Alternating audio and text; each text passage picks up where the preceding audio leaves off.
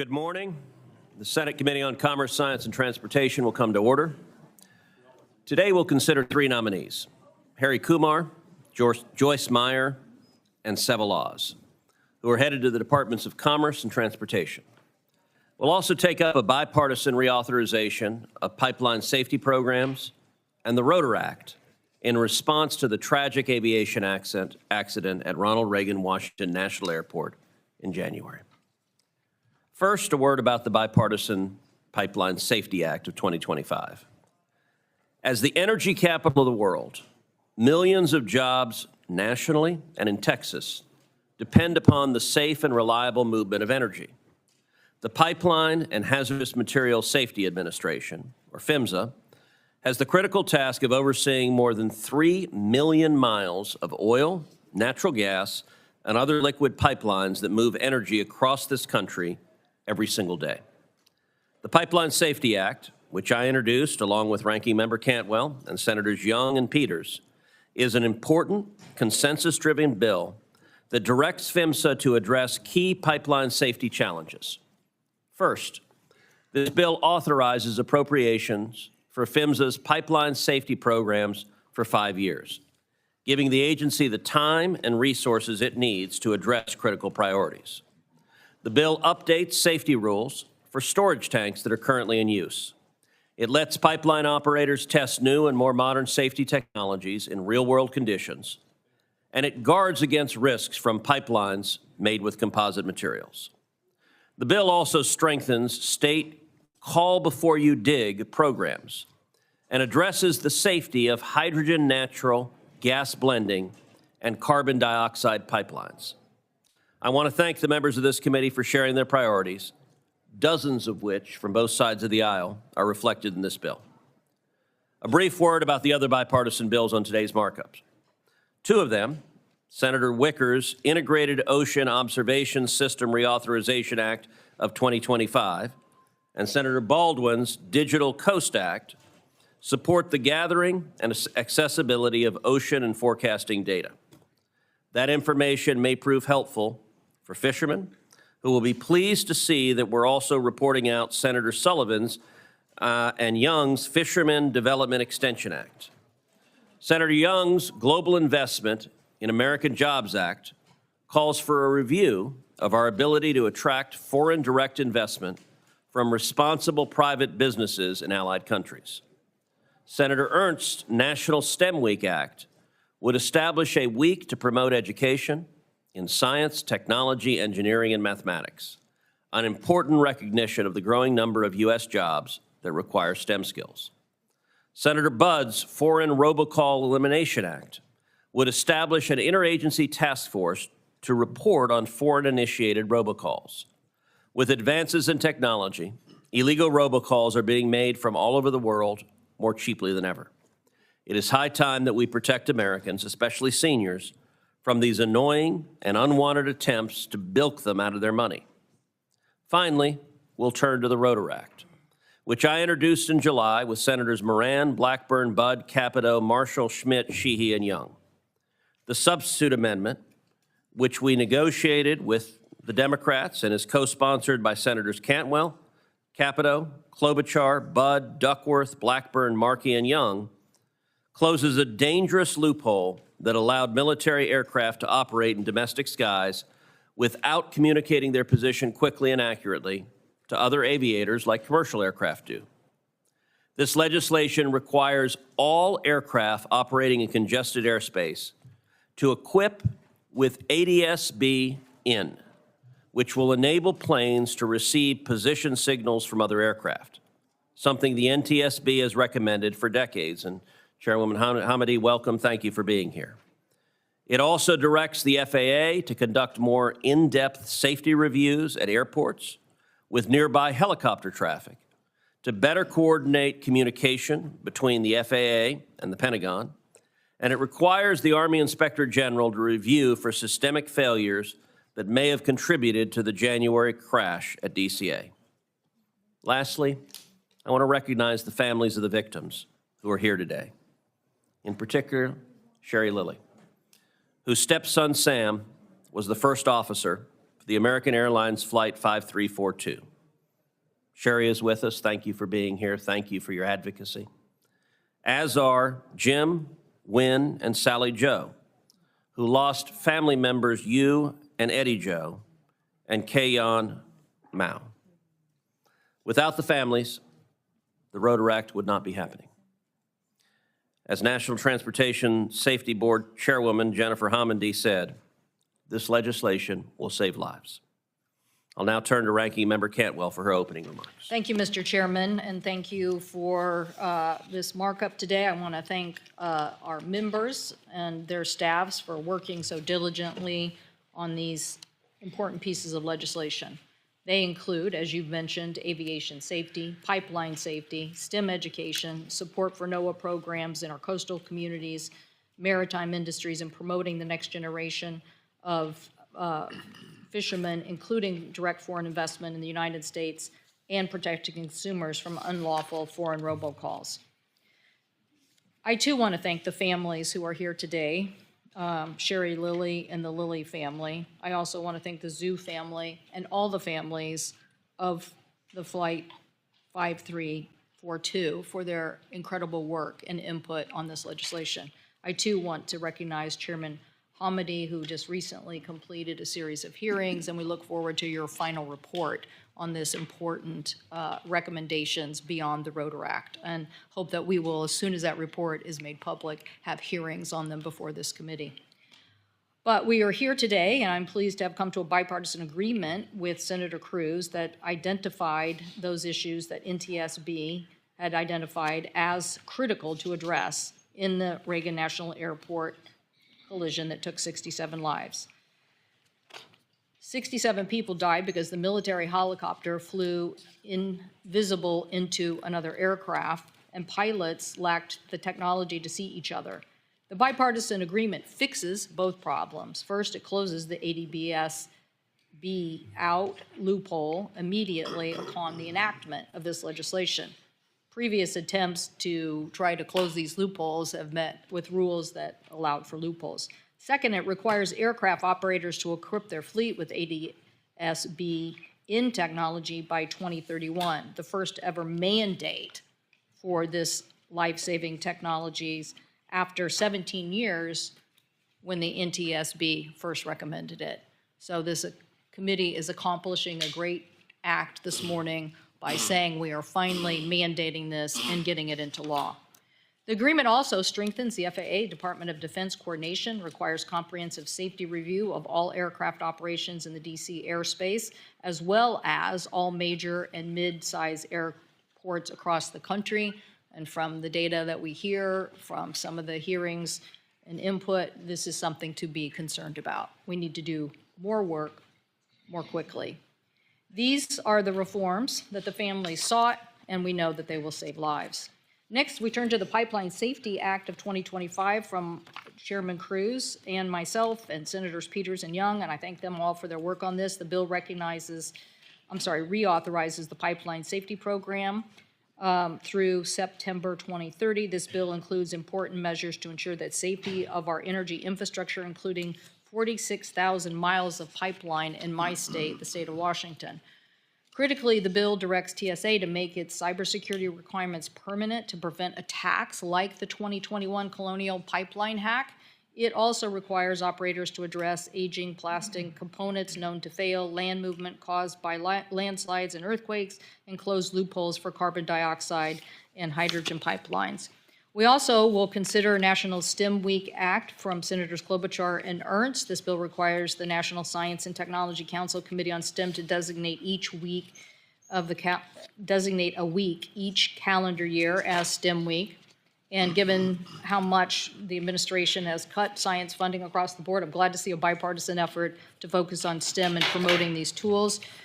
The chairman mentioned the Integrated Ocean Observation System Reauthorization Act by myself and Senator Wicker, Senator Sullivan, Blunt Rochester, and Baldwin, and I want to thank Senator Wicker again for working on this in the original bill and for the 5-year reauthorization. Important NOAA buoy system information to give us high-quality ocean and coastal Great Lakes data that weather forecasters, fishermen, maritime transportation system users, and other ocean users depend on for their safety and their economic success. The Digital Coastal Act from Senators Baldwin and Sullivan reauthorizes the Digital Coastal Program. The Digital Coastal data set consists of contributions from hundreds of organizations, federal and state agencies to assist communities in responding to emergencies. And when you have very remote parts of a coastline like we do in the state of Washington, having those groups have access to that information. I literally know a story of an accident where a sailor fell off a boat in Puget Sound. He and his brother were coming back from BC and trying to get back to Olympia and fell off. And the Coast Guard was trying to search for them, but because this information was accessible, a guy on Bainbridge Island calculated and said, this is where he is, and they literally were able to rescue the individual. So all this data really is important. Next, we consider the Young Fishermen's Development Extension Act by Senator Sullivan, Wicker, and Markey. The NOAA's Young Fishermen Development Grant Programs provides training and outreach to young fishermen by awarding competitive matching grants. The Global Investment in American Jobs Act by Senators Young, Peters requires the Department of Commerce and Government Accountability Office to conduct interagency review of global competitiveness of the United States in direct investment to our domestic economy. And finally, consider the Foreign Robocall Elimination Act from Senators Budd and Welch, and I thank them so much for their work on this very important issue to direct the FCC to establish a public-private interagency task force on these unlawful foreign robocalls. I do not support the nominations that are before us this morning. I have concerns about the administration undermining the integrity of data and about being transparent with us, as in the case of Mr. Kumar's work at the agency, and more transparency in safety technology overall. So thank you, Mr. Chairman, and thanks for working collaboratively on these important bills. Thank you, Senator Cantwell. I now recognize Senator Cantwell for a motion.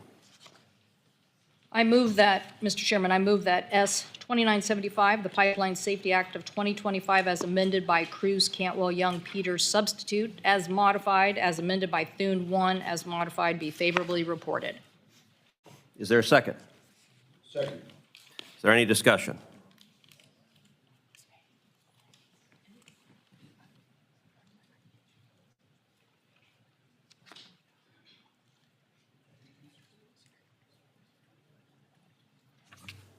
Sorry, Mr. Chairman, I was congratulating Mr. Curtis on some legislation he moved in the Ag Committee. I apologize.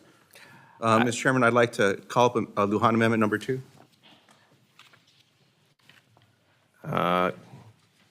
Proceed. Mr. Chairman, this amendment is pretty simple. It looks at some of the things that have happened in our communities over the last few years, and it's quite simply saying that some studies need to be included, some weather occurrences need to be included in these studies, and that we should do something about it. So in February of 2021, for example, Winter Storm Uri caused widespread extended blackouts in New Mexico, Texas, and other south central states, owing in part to low pipeline pressure. Now, the Texas cold spell was 25 degrees below average temperature. That's extreme cold. Tragically, this resulted in 246 storm-related deaths. I mean, people died. Similar circumstances repeated in December 22 in New York City due to Winter Storm Elliott. Now, during and after Winter Storm Elliott, natural gas failures caused dangerously low pipeline pressures, which extinguished pilot lights in homes and jeopardized gas services for millions in eastern New Mexico. And following the storm, safety was compromised as gas companies faced a major effort to restore service by manually relighting pilot lights for affected customers. So ensuring that these storms are a part of the study would help understanding how extreme weather poses a risk to the integrity and normal operations of natural gas pipeline facilities, which I would argue is critical to protecting public safety.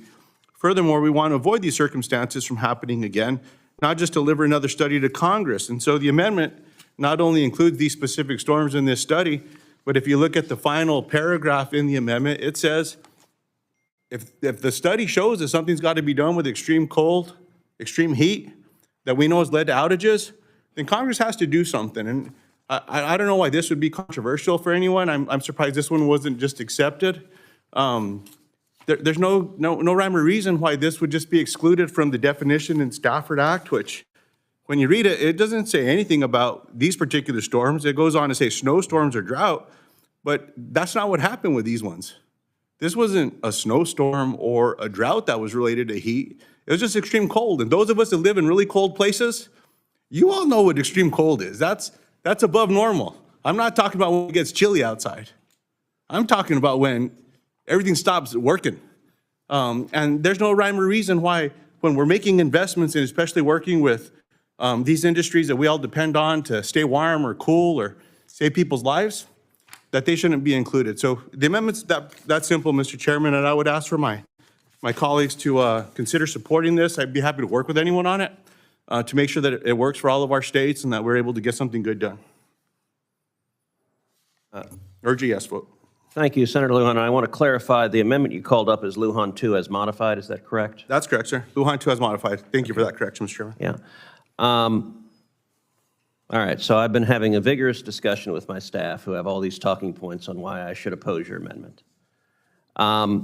You have 3 amendments that you're proffering this morning. Yes, sir. I'm going to suggest, Senator Lujan, something. If you're willing to withdraw the other 2, I'm amenable to adopting this amendment by voice vote. I withdraw the other 2, Mr. Chairman. Then I suggest we adopt this by voice vote. My staff's talking points say it's duplicative, but this would not be the first time Congress has done something duplicative, and I'm confident it will not be the last. And so all those in favor, say aye. Aye. Those opposed? The amendment is adopted. Are there any other amendments or any other discussion?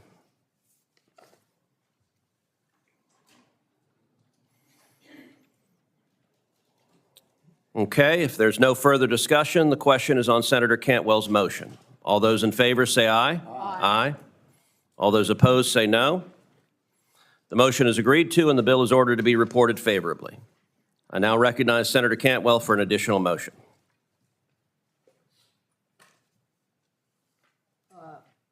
Just for point of clarification before I make my motion, Senator Blunt Rochester would like to be recorded as a no on S 2975. She will be so recorded. Mr. Chairman, I move that S 2563, Global Investment in America Jobs Act of 2025, as amended by the Young substitute, be favorably reported. Is there a second? Is there any discussion? Mr. Chairman. Senator Markey. Thank you, Mr. Chairman, very much. Mr. Chairman, I support the intent behind the Global Investment in American Jobs Act that Senators Young and Peters have constructed, because foreign investment is an important part of the U.S. economy, and it makes sense to examine whether the United States is an attractive destination for foreign capital. But as part of that examination, we cannot ignore the elephant in the room: the Trump administration's chaotic economic policies and its ongoing attack on the rule of law, which undermine foreign investor confidence in our country. I filed nearly 24 amendments to ensure that this legislation takes a comprehensive view of the U.S. investment climate. And I won't be calling up all those amendments, but it's important that we vote on some of them. So first, I call up, Mr. Chairman, Markey Amendment 1, and I ask for its consideration. The amendment will be considered. You may proceed. Thank you, Mr. Chairman. That amendment will require the report to study the impact of government actions that undermine the First Amendment: freedom of the press, independent oversight of institutions. When deciding whether to invest, investors weigh not only tax rates or labor costs, but also whether a nation's political climate respects transparency, accountability, and independent oversight. Actions that chill speech, intimidate journalists, or erode First Amendment protections signal institutional fragility, the very risk foreign investors seek to avoid. That risk was skyrocketed in the United States from FCC Chairman Brendan Carr's mafia boss threats against the media, to Trump's firing of inspectors general, this administration has repeatedly sought to shut down dissenting voices across the country.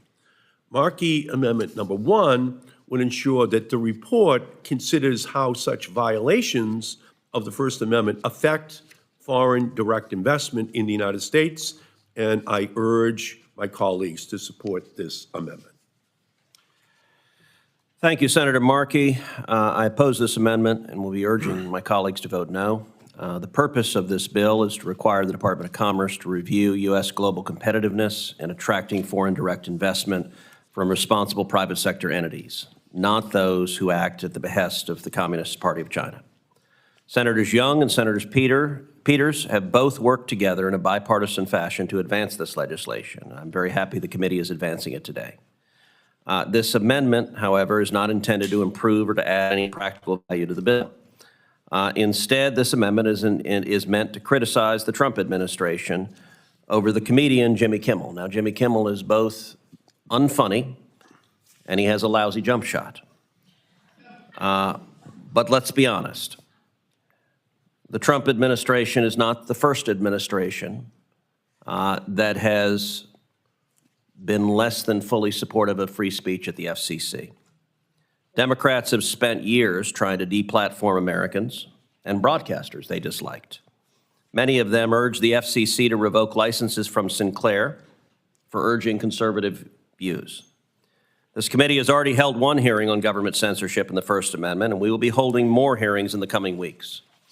And I'll be soon introducing legislation to prohibit government jawboning and to empower Americans to vindicate their constitutional rights. And so Senator Markey will soon have an opportunity to support my legislation, to put action behind his words. Listen, I support free speech, and I support free speech regardless of which party is attempting to interfere with it. But this amendment is not furthering the bipartisan objectives of this legislation, and I urge a no vote. Is there any additional discussion?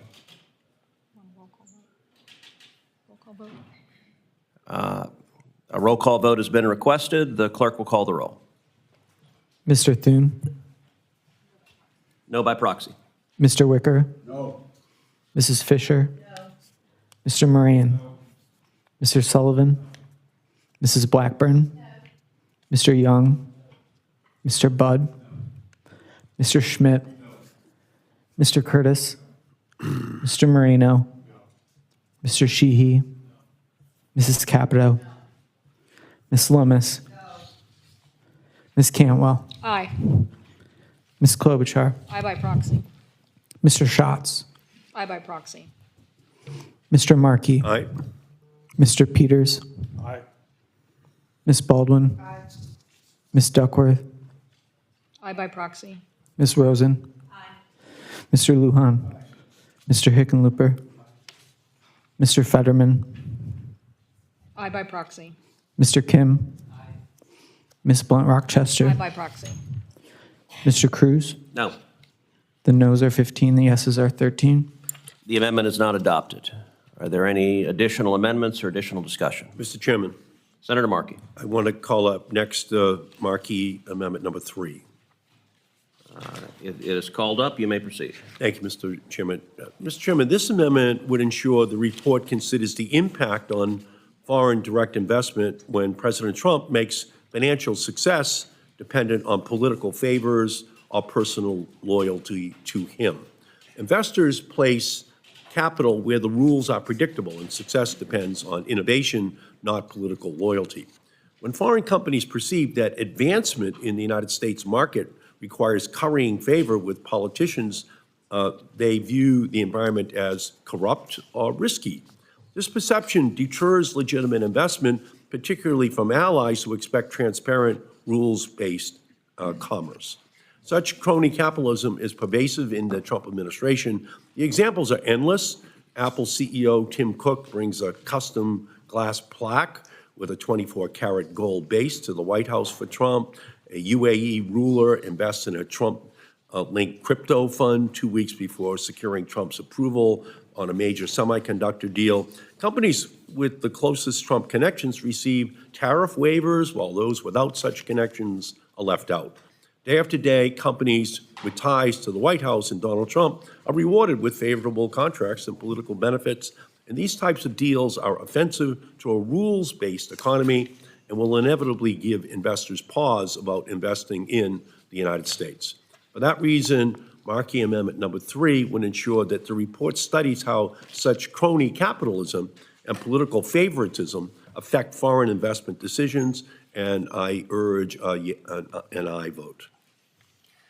Thank you, Senator Markey. I oppose this amendment and urge that my colleagues vote no.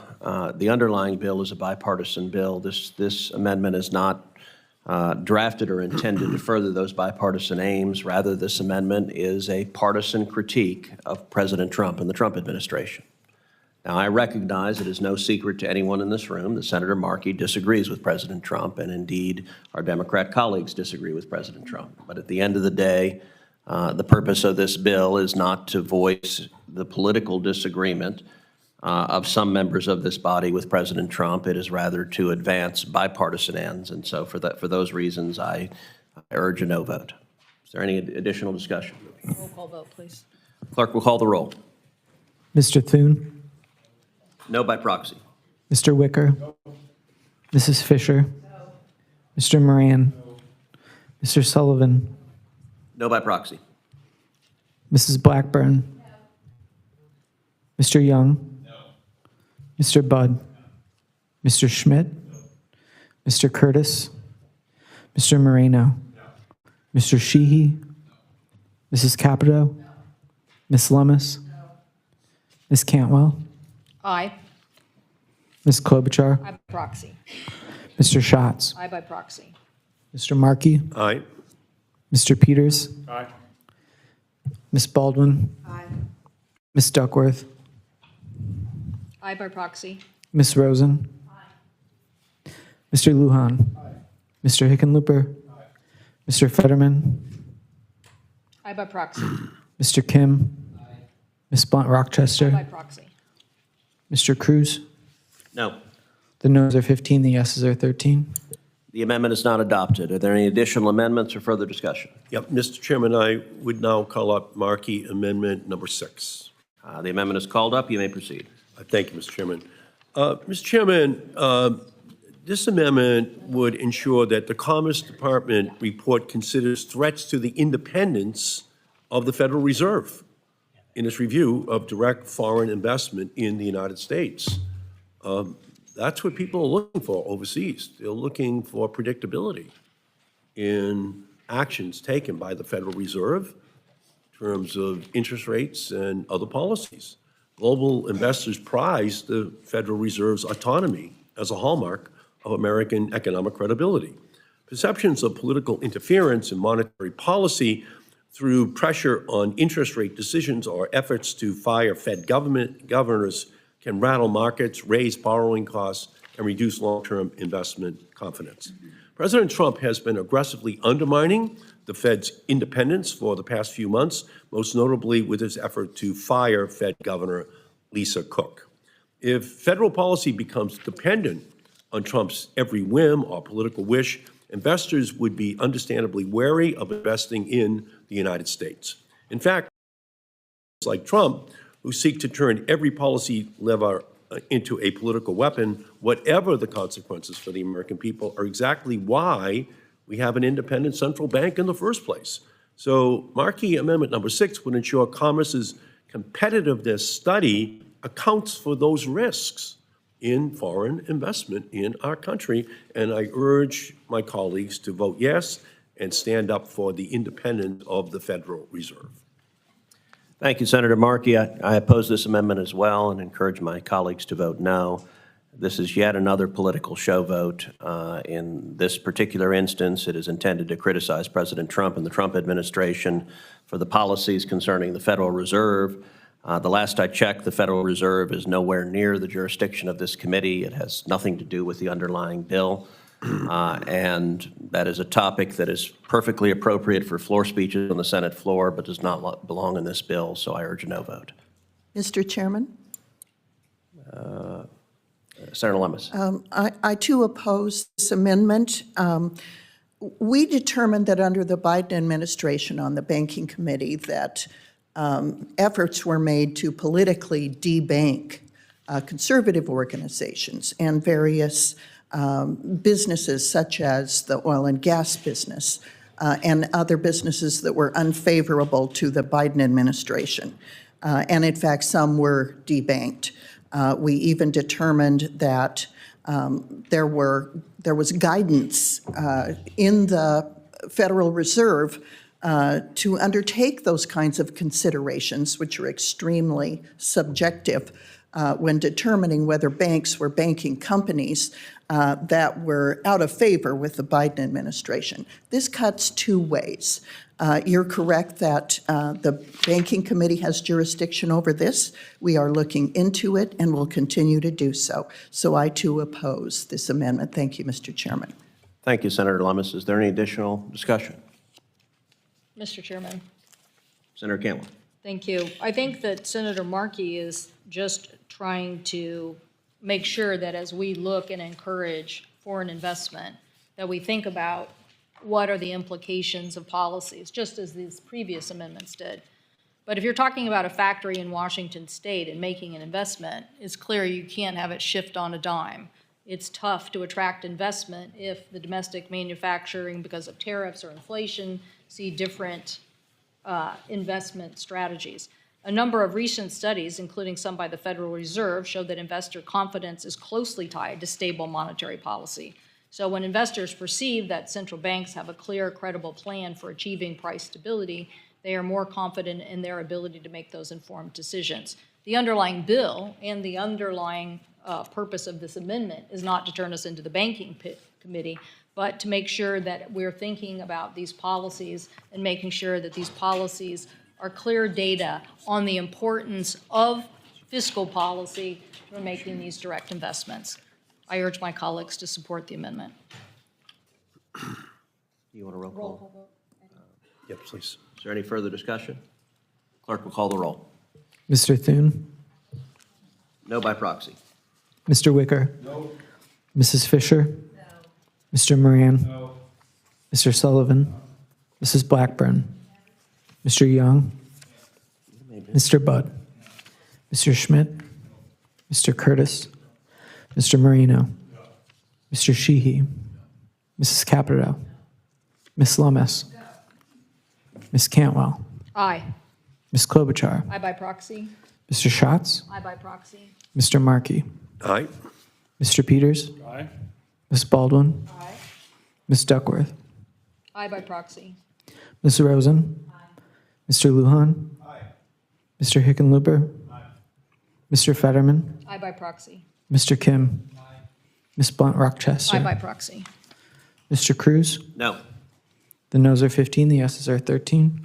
The amendment is not adopted. Are there any additional amendments or further discussion? Mr. Chairman, Senator Markey. I now call up Markey Amendment number 8. The amendment is called up. You may proceed. Thank you. So this amendment would ensure that there's an inclusion of a study of the risk to foreign direct investments from erratic and ever-changing tariff policies. Investors need certainty to plan multi-year projects and establish supply chains, and erratic tariff decisions imposed or withdrawn overnight create chaos that discourages building new factories, joint ventures, and long-term contracts. Companies large and small, foreign and domestic, are delaying their investment in the United States because of Trump's trade wars, which are making it impossible to confidently invest or to expand. Foreign investors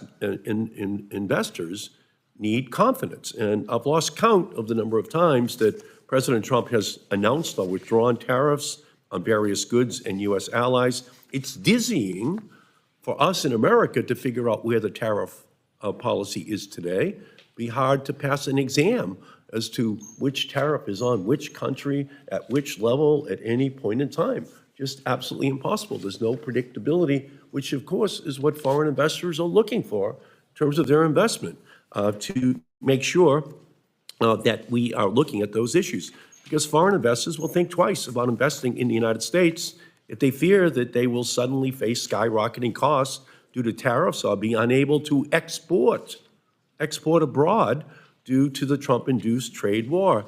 So Markey Amendment number 8 just requires the Commerce Department to evaluate how such unpredictable trade actions damage Americans' investment climate. And just, again, I will just say this, every single amendment that I've filed includes policies or government actions that would impact on foreign investment in the United States.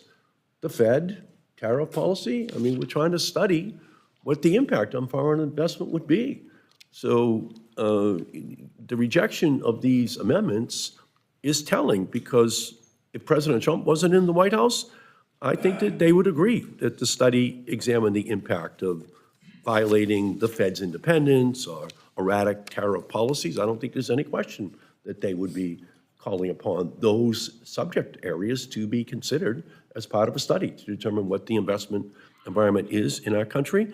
So that's really why I'm making the amendments, just so that we could have a comprehensive view of what, in fact, is happening right now, and not excluding those arbitrary and capricious actions that are being taken by President Trump that is having an impact. So with that, Mr. Chairman, I thank you, and I urge an aye vote by the members of the committee. Are you asking for a roll call? I think you did. Is that what you're asking? Thank you, Senator Markey. This is yet another political show vote, and this is for the same purpose, to criticize President Trump and the Trump administration. It is lost on absolutely zero observers that Senator Markey disagrees with President Trump. That's why we have elections. That's why we have democracy. But at the end of the day, this disagreement concerns trade policy, which once again is not in this committee's jurisdiction. That belongs to the Finance Committee. So much like the amendment a minute ago on the Fed, it is an effort to voice political disagreement with the president on an issue unrelated to the underlying bill, and so I urge a no vote. Mr. Chairman, just if you could just Senator Moreno. 10 seconds. I hope it's not For lost. you, 20. I hope it's not lost on my colleague from Massachusetts that Stellantis has announced a $13 billion investment auto plants in my state, Indiana, Michigan, and Pennsylvania. That Hyundai is investing $25 million in Georgia. That Volkswagen Group's about to invest $20 billion. And most importantly, maybe you don't care about this in Massachusetts, but we do in Ohio. It used to be that 50% of cars last year were made in America, were sold in America. This year it's 57%. So the people who have union jobs, who appreciate the fact that they're adding employment, would vehemently disagree with your assessment. Is any further discussion? Yeah, Mr. Chairman, Senator Markey. all I'm asking for is a comprehensive evaluation of the totality of all of the investment in our country. We can't do this anecdotally on individual investments. We're looking at the totality at a macroeconomic perspective of that inflow and outflow of capital into our country. And we can't do that anecdotally. We have to do it evidence-based. And we need that as part of the study. I thank you, Mr. Chairman. Any further discussion? The clerk will call the roll.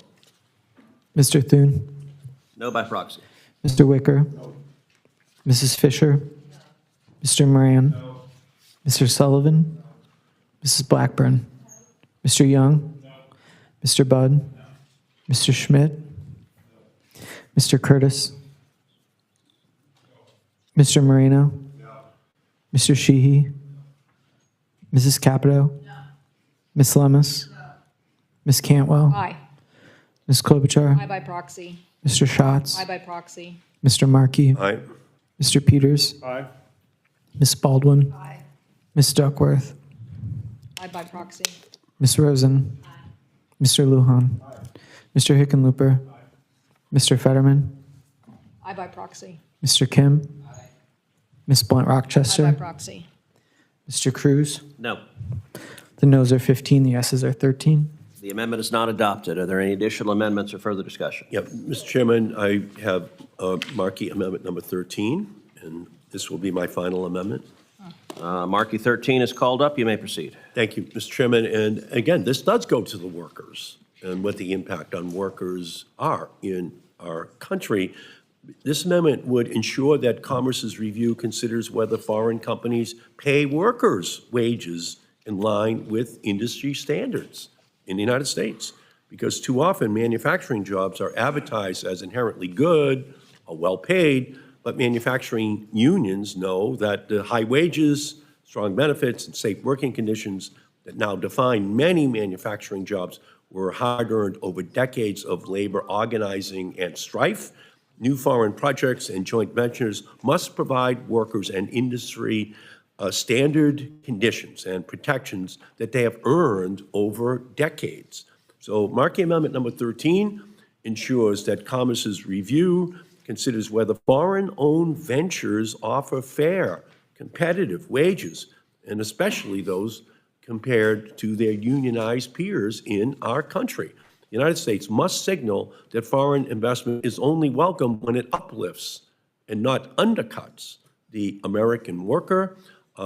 That, I think, should be a critical part of any study which is conducted, and for that, Mr. Chairman, I urge an aye vote.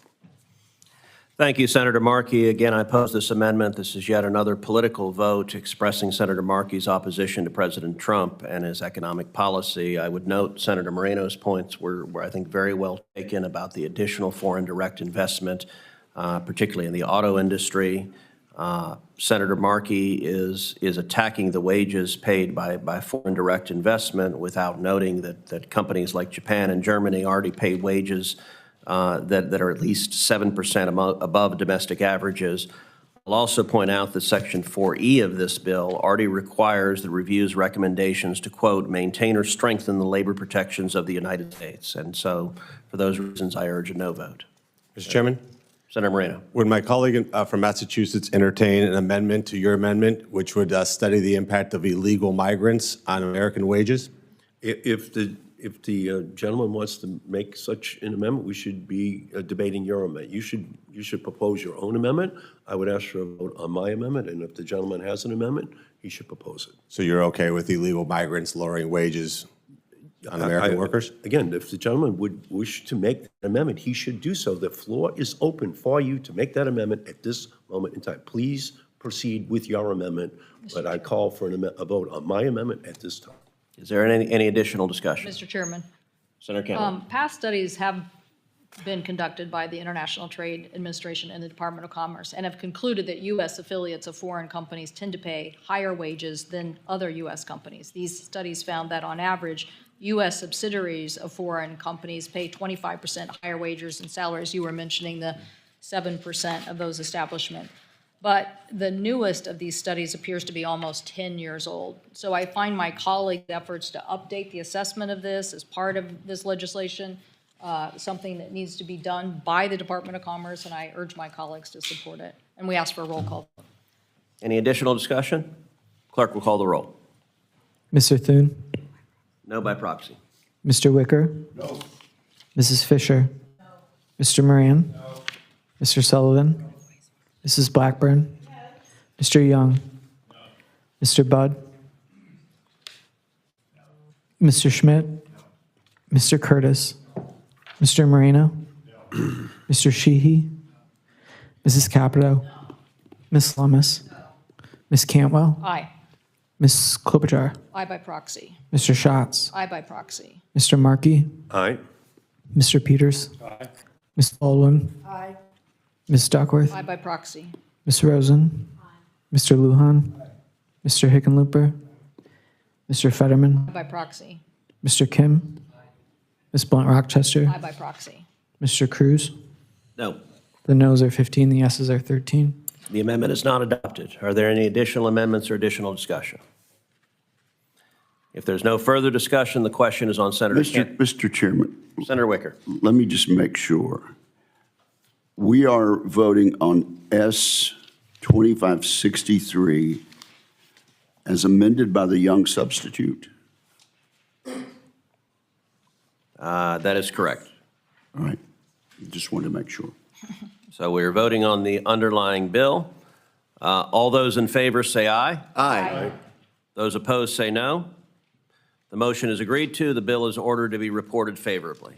I now recognize Ranking Member Cantwell for a motion. I move, Mr. Chairman, that S 1070, National STEM Week Act, as amended by Klobuchar substitute, as modified, S 2126, the Integrated Oceans Observation System Reauthorization Act of 2025, as amended by the Wicker, Sullivan, Cantwell substitute, as amended by Cruz 1, S 2245, the Digital Coastal Act as amended by Baldwin substitute. S. 2357, the Young Fishermen's Development Extension Act as amended by the Sullivan substitute. S. 2503, the ROTOR Act as amended by the Cruz, Cantwell, Capito, Klobuchar, Budd, Duckworth, Blackburn, Markey, Young substitute as modified by Markey 1, Markey 2 as modified, Markey 4 as modified, Markey 5 as modified, Moran 1 and Moran 2 as modified. S.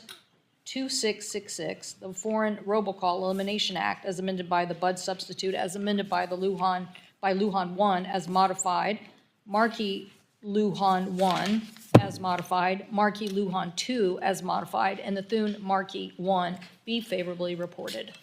Is there a second? Second. All those in favor say aye. Aye. All those opposed say no. No. Aye. The motion is agreed to, and the bills are ordered to be reported favorably. I ask for unanimous consent that staff are authorized to make technical and conforming changes. Without objection, so ordered. I now recognize Senator Fisher for a motion. Mr. Chairman, I move that PN 26-26, the nomination of Harry Kumar to be an Assistant Secretary of the Department of Commerce for Legislative and Intergovernmental Affairs, be favorably reported. Is there a second? Second. Roll call vote. The clerk will call the roll. Mr. Thune, Aye by proxy. Mr. Wicker, Aye. Mrs. Fisher, Aye. Mr. Moran. Aye. Mr. Sullivan, Mrs. Blackburn, Mr. Young, Mr. Budd, Mr. Schmidt, Mr. Curtis, Mr. Moreno, Mr. Sheehy, Mrs. Capito, Ms. Lemus, Ms. Cantwell, No. Ms. Klobuchar, No by proxy. Mr. Schatz, No by proxy. Mr. Markey, Nope. Mr. Peters, No. Ms. Baldwin, Ms. Duckworth, No by proxy. Ms. Rosen, Mr. Lujan, Mr. Hickenlooper, No by proxy. Oh, sorry. Mr. Fetterman, No by proxy. Mr. Kim, Ms. Blunt Rochester, No by proxy. Mr. Cruz. Aye. The ayes are 15, the noes are 13. The motion is agreed to, and the nomination is ordered to be reported favorably. Now recognize Senator Moran for a motion. Motion, I'd like to ask you to recognize me at the appropriate time to speak in regard to Senate Bill 2503, the ROTOR Act. Absolutely happy to do so as soon as we're done with the votes. Mr. Chairman, I move that PN 60-13 nomination of Joyce Meyer to be the Undersecretary of Commerce for Economic Affairs be favorably reported. Is there a second? Clerk will call the roll. Mr. Thune, Aye by proxy. Mr. Wicker, Mrs. Fisher, Mr. Moran, Mr. Sullivan, Mrs. Blackburn, Mr. Young, Mr. Budd, Mr. Schmidt, Mr. Curtis, Mr. Moreno, Mr. Sheehy, Mrs. Capito, Ms. Lemus, Ms. Cantwell, No. Ms. Klobuchar, No by proxy. Mr. Schatz, No by proxy. Mr. Markey, Nope. Mr. Peters, No. Ms. Baldwin, Ms. Duckworth, No by proxy. Ms. Rosen, Mr. Lujan, Mr. Hickenlooper, Mr. Fetterman, No by proxy. Mr. Kim, Ms. Blunt No by Rochester, proxy. Mr. Cruz. Aye. The ayes are 15, the noes are 13. The motion is agreed to, and the nomination is ordered to be reported favorably. Now recognize Senator Wicker for a motion. Chairman Cruz, I move that PN 2636, nomination of Seval to be the Assistant Secretary of Transportation for Research and Technology, be favorably reported. Is there a second? Clerk will call the roll. Mr. Thune, Aye by proxy. Mr. Wicker, Mrs. Fisher, Mr. Moran, Mr. Sullivan, Mrs. Blackburn, Mr. Young, Mr. Budd, Mr. Schmidt, Mr. Curtis, Mr. Moreno. Mr. Sheehy. Mrs. Capito. Ms. Lummis. Ms. Cantwell. No. Ms. Klobuchar. No by proxy. Mr. Schatz. No by proxy. Mr. Markey. Nope. Mr. Peters. Aye. Oh, Ms. Baldwin. no. Ms. Duckworth. I couldn't see him. No by proxy. Ms. Rosen. Mr. Lujan. Mr. Hickenlooper. Mr. Fetterman. No by proxy. Mr. Kim. Ms. Blunt Rochester. No by proxy. Mr. Cruz. Aye. The ayes are 16, the noes are 12. The motion is agreed to, and the nomination is ordered to be reported favorably. That concludes the voting we have, and so Senator Moran asked to speak. I understand Senator Kim also wants to speak. And Mr. Chairman, I previously reported that Senator Blunt Rochester wanted to be recorded as a no. I withdraw that request. So it should be recorded as a yes or just? Yes, Okay. yes, thank you. All right, Senator Moran, you're recognized. Chairman Cruz, thank you. I just want to take a further moment to acknowledge the work of this committee, you and Senator Cantwell, for the efforts to bolster the safety of our national airspace system, represented by the ROTOR Act, which we just adopted and passed in this committee and will report to the Senate. It brings back memories of January 29th. Those memories are certainly real for me, but more real for others in the room and many across the country and around the globe. And I know that we continue to mourn the loss of family members and victims of a tragedy that occurred that day. American Airlines Flight 5342 originated from Wichita, Kansas, carrying Kansans and others, and it's certainly changed the way how we now think about air traffic safety. Today, we seek to address many safety concerns that make our skies safer, both for civilian travelers and for our military men and women. Central to the conversation surrounding that day in January is the use of and the failure to use ADS-B technology. While elements of ADS-B technology out are mandated by the FAA, others are not. This bill encourages greater adoption of integration of ADS-B in technologies, ADS-B in technologies which share an aircraft's GPS position, altitude, identity, ground speed with air traffic control and other aircraft equipment with ADS-B in. Broader use of this technology improves safety and could have saved lives on the evening of January the 29th. The ROTOR Act is also forward-looking and considers steps to deploy other safety-enhancing technologies such as ACAS-X. I thank Chairman Cruz and Ranking Member for their work, as well as their partnership and the adoption of my amendments to the agreed-upon version, which bolster the underlying bill and address vulnerabilities the NTSB has identified in their investigation up to this point. I also take note of the presence of the chairwoman of the NTSB and thank her and her team for their tremendous support effort to find out what occurred and how to avoid it occurring in the future. It should not take a tragedy to get us to this point, and I'm grateful that this committee is taking steps to address recent accidents as well as taking proactive approach to aviation safety. We will continue to do so. And again, Chairman and Ranking Member, I thank you both for your leadership in this regard. I look forward to continuing to work with you. Thank you. Thank you, Senator Moran. Senator Kim.